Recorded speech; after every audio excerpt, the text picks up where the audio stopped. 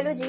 अपने लाइफ के लास्ट 10-15 साल मैंने फाइनेंस और अकाउंटिंग के फील्ड में बिताया है। तो जी हाँ, I have a degree in finance and a qualification in accounting. और मेरे इस तजुर्बे से मुझे एक लाइफ चेंजिंग स्किल जो मैंने सीखी है कि how one should manage their own money. हमें अपने मनी को कैसे मैनेज करना चाहिए, क्या वो रॉन्ग या बैड मनी हैबिट्स है जो हम में है और उससे हम ब्रेक थ्रू कैसे कर सकते हैं। तो जी हाँ, इस एक्सपीरियंस के दायरे में आज हम बात करेंगे 8 ऐसे मनी हैबिट्स के जो हमें आज संगे संग चेंज करने चाहिए।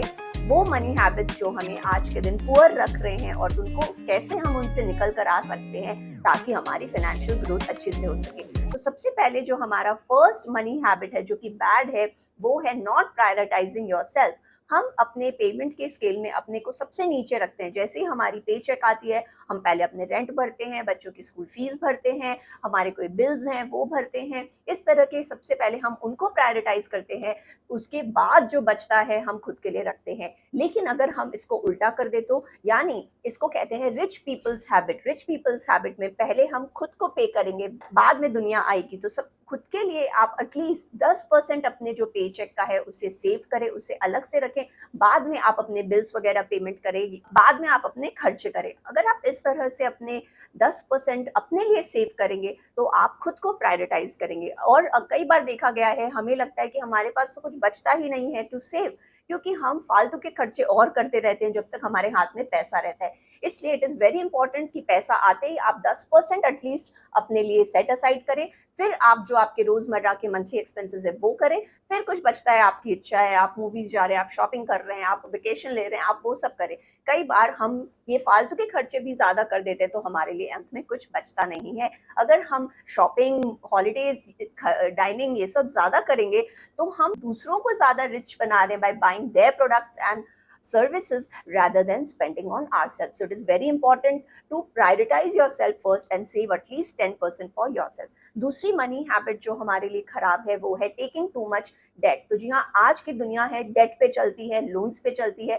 हमें कार चाहिए हम लोन ले लेते हैं, हमें घर चाहिए हम लोन ले लेते हैं। ये तो हो गई बड़ी चीजें जो हम लाइफ में कभी कभी लेते हैं, लेकिन आज के जो ये वेबसाइट्स हैं वो आपको फोर्स करते हैं कि आप सब कुछ ईएमआई पे ले ले। चाहे आप कपड़े खरीद रहे हो या आप घड़ी खरीद रहे हो या आप फोन खरीद रहे हो, तो कुछ भी ऐसी चीज को वो ईएमआई में कन्वर्ट कर देते हैं जिसके वजह से आपका लोन जो है वो भर जाता है। और कई बार देखा गया है कि हम इसे माइंडलेसली ईएमआई परचेजेस करते रहते हैं जिसके वजह से हमारा डेट लोड बढ़ते जाता है। तो मेरा एक थंब रूल है कि अगर मैं कोई भी चीज इन कैश आउटराइट नहीं खरीद सकती तो मैं उस पे लोन नहीं लूंगी। अगर आप इस तरह का अपना एक इक्वेशन बनाए तो आप देखिए काफी सारी ऐसी चीजें फिल्टर भी होती जाएंगी। तो it is very important to see आपकी क्या जरूरत है, आप क्या कैश पे ले सकते हैं to avoid unnecessary debt load on your head. और इसी हमारे ह्यूमन बिहेवियर से जो क्रेडिट कार्ड कंपनीज हैं वो पैसे बना लेते हैं। अगर हम चीजें क्रेडिट पर लेते रहे, ज्यादा से ज्यादा क्रेडिट बाइंग करते रहे और अगर हमने टाइम पे बिल नहीं दिया हो तो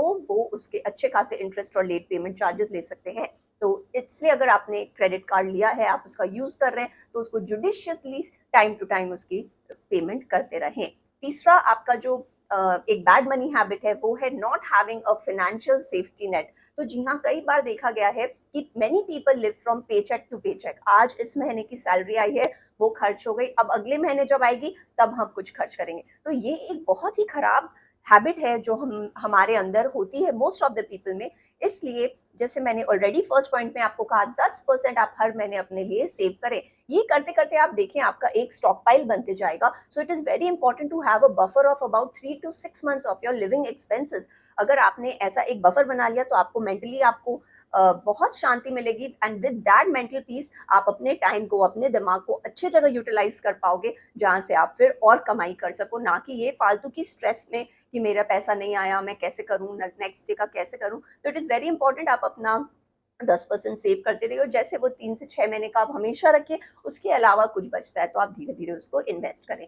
चौथी हैबिट जो खराब हो सकती है for your money is not knowing your income and expenses. अगर आपको हवा ही नहीं है कि आपके कितने खर्च हो रहे हैं हर महीने या आपकी इनकम कहाँ कहाँ से आ रही है, आपको अगर पूरा वो बॉयरा ही नहीं आपने लिया है तो वो बहुत खराब। अगर हमें पता ही नहीं हमारी मंजिल कहाँ है तो हम पहुंचेंगे कैसे। It is very important to know आपकी क्या क्या कमाई है और आप कहाँ कहाँ खर्च करते हो। देखिए, एक कॉन्सेप्ट है आज के दिन, लाइफस्टाइल इन्फ्लेशन। लाइफस्टाइल इन्फ्लेशन यानी जैसे जैसे हमारी इनकम बढ़ती रहती है, हमारे खर्चे और भी बढ़ते हैं, यानी हमारी लाइफस्टाइल और हम बढ़ाते रहते हैं। जैसे ज़्यादा मनी आई तो हमने लगा चलो बड़ा घर ले लो, बड़ी गाड़ी ले लो, फॉरेन हॉलीडेज ले लो, पर इस वजह से क्या होता है कि हमारे हाथ खुल जाते हैं और we are not in control of our finances. उल्टा हो जाता है, finances are taking control of yourself, लेकिन ये नहीं होना चाहिए। अगर आपका ट्रैक ऑफ एक्सपेंसेस है, so you are in a better position to control them. तो it is very important to know आपकी क्या कमाई हो रही है, आप कहाँ कहाँ खर्च कर रहे हो, ताकि आप माइंडलेसली स्पेंड भी ना करो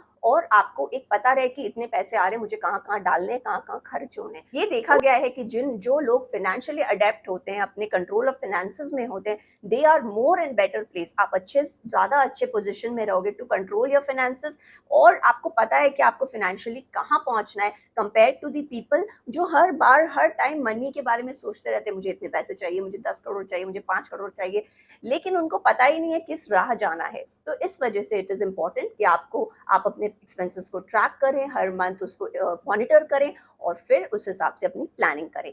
फिफ्थ जो खराब एक मनी हैबिट है वो है हमारे कॉस्टली परस्यूट्स या इंटरेस्ट। कई बार देखा गया कि हम लोग इस तरह की हॉबीज पाल लेते हैं जो कि काफी एक्सपेंसिव हो जाते हैं और हम पे काफी एक बड़ा बर्डन हो जाते हैं। से फॉर एग्जाम्पल शॉपिंग।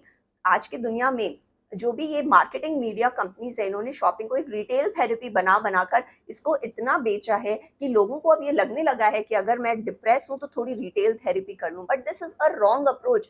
आप कितने पैसे खर्च करोगे, 1 मिनट की आपकी खुशी मिलेगी, पर फिर आप उसी मूड में हो जाएंगे। तो अगर आप डिप्रेस हो तो shopping is not the answer for you. जो लार्ज होर्डिंग्स रहते हैं, ग्लॉसी मैगजीन्स रहते हैं, सोशल मीडिया एड्स रहते हैं, वो दे मेक अस बिलीव कि मैं बाहर जाऊं, मैं ये चीज खरीद लूं तो मैं खुश हो जाऊंगी, लेकिन ऐसा कुछ भी नहीं है। So it is very important कि आप इन सब बातों पे ध्यान दें और ये सब हैबिट को अवॉइड करें। छठा जो चीज है वो है अटेंशन ऑन सेविंग। कई बार ऐसा देखा गया है कि हम ज्यादा बचाने के चक्कर में सेविंग्स पार्ट पे ही ज्यादा फोकस करते हैं। देखिए, रिच या फाइनेंशियली इंडिपेंडेंट होने के दो तरीके हो सकते हैं, या तो आप सेव मोर करो या फिर आप कमाओ ज्यादा। तो अगर आप केवल सेविंग पे आप फोकस रखोगे तो देखिए, सेव आप जितना कर सकते हो उसकी एक लिमिट है, आपकी जितनी कमाई होगी आप उसी में से कुछ सेव करोगे, लेकिन अर्निंग की कोई लिमिट नहीं है। There is no limit, sky is the limit. आपका पोटेंशियल कितना है कि आप आज के दिन इस दुनिया में कितने पैसे कमा सकते हो। सो मेरे बोलने का ये मतलब है कि ये नहीं कि आपको केवल बस सेव सेव करना है, बल्कि आप दो तरीके से रिच हो सकते हैं। आप अपनी अर्निंग्स बढ़ाएं या आप अपनी सेविंग्स बढ़ाएं। Instead of focusing only on how I can save more, you should also focus on how I can earn more। क्योंकि सेविंग में जैसे मैंने कहा एक लिमिट है कि आप कितना सेव कर सकते हो, लेकिन अर्निंग्स में आप कुछ एक्स्ट्रा कमाई कर सकते हो, आप कुछ इनकम सोर्स जनरेट कर सकते हो, स्टॉक मार्केट में इन्वेस्ट कर सकते हो। तो इस तरह के कई सारे एवेन्यूज हैं जहां आप अपनी कमाई को बढ़ा सकते हो। तो instead of focusing solely on savings, you should focus on earning more. क्या तरीके से आप अपने इनकम स्ट्रीम को बढ़ा सकते हैं। सेवेंथ हमारा जो पॉइंट है कि आप किस तरह से आपकी बैड मनी हैबिट जो है कि आप अपने टैक्सेस पे ध्यान दो। मतलब कई बार देखा गया है कि जितना हमारा टैक्स आता है हमें हवा ही नहीं रहती है, जो हमने इनकम जनरेट की हमने उस पर टैक्स दे दिया। लेकिन गवर्नमेंट हमें एक ऑप्शन देती है कि किस तरह से हम अपने टैक्स को सेव कर सके। तो कई सारे इनकम टैक्स आपको डिडक्शंस प्रोवाइड करती है ऑन योर वेरियस इन्वेस्टमेंट्स या आपके एक्सपेंडिचर्स या सेविंग्स। तो इस तरह के आप ऑप्शंस पे ज्यादा ध्यान दें और देखें आप किस तरह से अपने टैक्सेस को ज्यादा बचा सकते हैं। अगर आपने टैक्स प्लानिंग से सही की हो तो आपके टैक्स बचेंगे और इस तरह से आपका इनकम का लेवल और भी बढ़ सकता है। सो ऑलरेडी एक वीडियो मैंने किया है HUF से आप कैसे टैक्स बचा सकते हैं। अगर आप इस तरह के वीडियोस में इंटरेस्टेड हैं तो डू लेट मी नो, क्योंकि इस तरह के काफी सारे एवेन्यूज हैं जो हमें टैक्स प्लानिंग और टैक्स बचाने की सहूलियत देते हैं थ्रू अ लीगल। देखा गया जो आखिरी हमारे पॉइंट है इस लिस्ट में वो है, कई बार देखा गया है कि हम काफी लंबा वेट कर देते, सोचते रहते हैं हम इन्वेस्ट कहाँ करें। तो वेटिंग टू लॉन्ग, कई बार होता है कि हम सोचते रहेगा ये स्टॉक और गिरेगा तो डालेंगे, ये स्टॉक और कमेगा तो हम पैसे डालेंगे, पर फिर देखा जाता है कि वो काफी बढ़ गया है। या फिर गोल्ड और सिल्वर, जो मैं कितने टाइम से बोल रही हूँ कि आपको पैसे डाल देने चाहिए, इन्वेस्ट कर देने चाहिए, उसके दाम अब कितने बढ़ गए। तो कई बार होता है कि हम काफी देर वेट कर लगते हैं कि हमारे पास या तो पैसे ज्यादा नहीं है हमें लगता है, या हमारे टाइम नहीं है, या कहाँ इन्वेस्ट करें हमको नहीं पता। तो इस वजह से काफी डिले हो जाता है पूरे प्रोसेस में। तो मेरी एडवाइस यही है कि even if you can, you should start small. जैसे ऑलरेडी मैंने बोला एटलीस्ट 10% आप अपने लिए सेव करें। इस तरह से आपका जब वो एक फंड कॉर्पस बन जाएगा तो आप अपने इन्वेस्टिंग स्टाइल, आप रिस्क टेकर हैं, रिस्क अवर्स हैं, आपकी एज क्या है, आपकी इन्वेस्टिंग स्टाइल क्या है, you should make a combination. चाहे आपको ज़्यादा रिस्की बेट्स चाहिए, ज़्यादा रिटर्न्स चाहिए, तो हमेशा एक सेफ्टी और रिस्क का एक फाइन कॉम्बिनेशन होता है, उस हिसाब से स्टडी करके आपको अपने पैसे इन्वेस्ट करने चाहिए। Because asset diversification is very important in today's age and time. कब क्या होना है we never know, so it is important कि आप अपने इन्वेस्टमेंट्स को इस तरह से डाइवर्सिफाइड रखें और ज़रूर इन्वेस्ट करें। ऐसा नहीं आप वेट करते रहें, अगर आप वेट करते रहेंगे so it will take you a longer time to come to the same level जहाँ किसी और बंदे ने ऑलरेडी वो अचीव कर लिया है। So it is important to start early, start small, but definitely do start. So thank you so much for watching, that was all from my side. अगर आपको ये वीडियो पसंद आए तो मेरे दूसरे वीडियो जो अभी आपके स्क्रीन पे फ्लैश हो रहा है उसे भी ज़रूर देखें, पसंद करें। पसंद आए तो मेरे वीडियो को लाइक करें, मेरे चैनल को सब्सक्राइब करें, दोबारा ज़रूर से आएँ। I really need your support, so please keep liking, sharing and subscribing. Thank you and have a nice day.